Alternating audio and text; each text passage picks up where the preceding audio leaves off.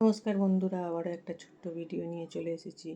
আমি আর আমার মামা শাশুড়ি দুজনে মিলে এই 5টার সময় সন্ধ্যের মুখটায় একটু আমরা বেলপাতা তুলতে চলে গিয়েছিলাম। অনেকটা বেলপাতা তুলে নিয়েছি। প্রত্যেক রবিবারেই যাই, সোমবারে জল ঢালা থাকে, তাই দুজনে মিলে প্রায় প্রত্যেক রবিবারেই বেলপাতাটা পেড়ে আনি। ওখান থেকে এসে আমরা আমি আর আমার বৌদি দুজনে মিলে আবার বাজারে গিয়েছিলাম।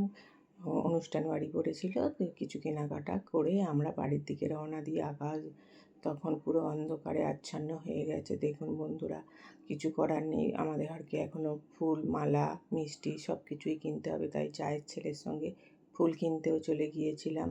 আর দুজনে ফুল কিনে আবার মিষ্টির দোকানে যাই, ওখান থেকে কিছু মিষ্টিও কেনাকাটা করে নিই। মিষ্টি অনেক রকমের ছিল, ঠাকুরের মিষ্টি, নিজেদের বাড়ির জন্য মিষ্টি কিনে আমরা বাড়ির দিকে রওনা দিয়ে দিই। বন্ধুরা, আমার ব্লগ যদি ভালো লেগে থাকে প্লিজ সেই চ্যানেলটিকে ফলো বা সাবস্ক্রাইব করে আমার পাশে থাকবেন।